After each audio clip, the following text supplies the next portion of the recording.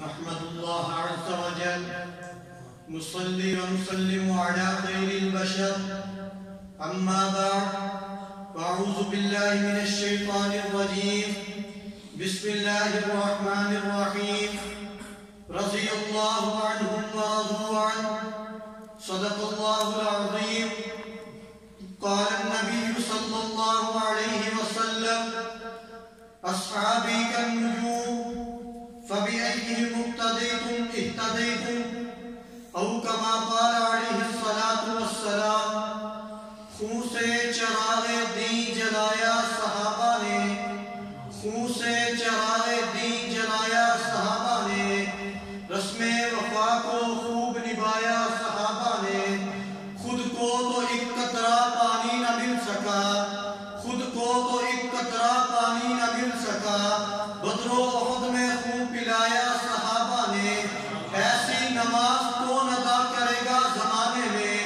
ایسی نماز کون ادا کرے گا زمانے میں اگر سجدہ کیا تو سر نہ اٹھایا صحابہ نے ارباب ذکر و عقل اور اصحاب علم و عرفان حضرات علماء کرام آج کے اس پروقار تقریری مسابقے کا موضوع سخن ہادی محتشم ساقی کوثر صلی اللہ علیہ وسلم کے اصحاب کی عظمت و رفعت کے معطر و منور عنوان سے عنوان ہے۔ سامعین محترم، اس سے پہلے کہ میں صحابہ کی عظمت و رفعت اور ان کے مقام کا تذکرہ کروں اور ان کی شان اور دین میں ان کی اہمیت کے بارے میں کچھ بتاؤں، ضروری سمجھتا ہوں کہ صحابی کی تعریف کروں۔ صحابی کہتے کس کو ہیں؟ صحابی کہتے ہیں جس شخص نے ایمان کی حالت میں آقا علیہ السلام کے چہرے پر انوار کی زیارت کی ہو یا پھر آپ صلی اللہ علیہ وسلم کی نظر بحالت ایمان اس پر پڑی تو اس کو صحابی کہیں گے۔ ارباب ذی وقار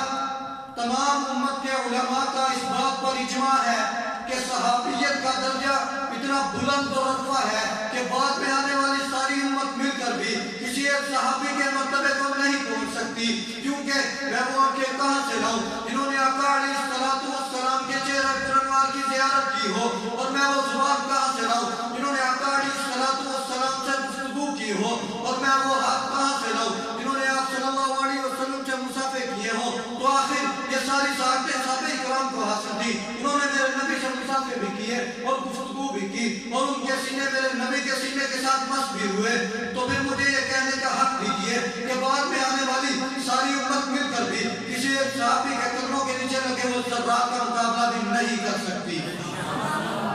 ارباب فہم و تفکر صحابہ ہی وہ عظیم شخصیات تھے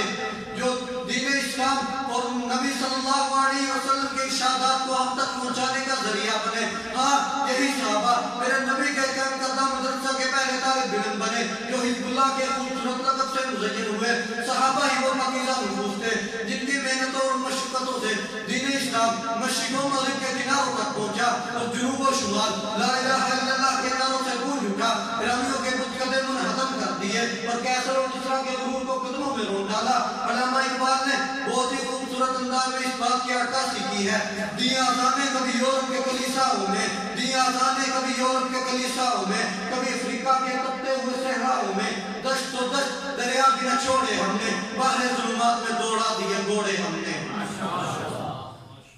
ارباب عقل و دانش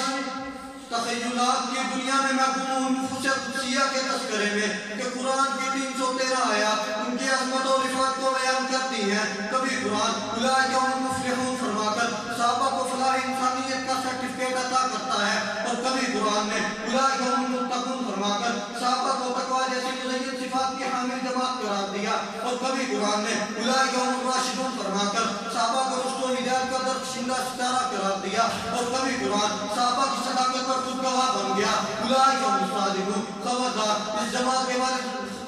اولئک هم الصادقون، یہ جماعت صداقت جیسے اعلیٰ درجے پر فائز ہے، اور کبھی قرآن کیوں کہہ اٹھا اولئک حزب اللہ، خبردار اس جماعت کے بارے زبان درازی نہ کرنا، یہ کوئی عام جماعت نہیں بلکہ یہ رب کی جماعت ہے۔ ارباب ذی شعور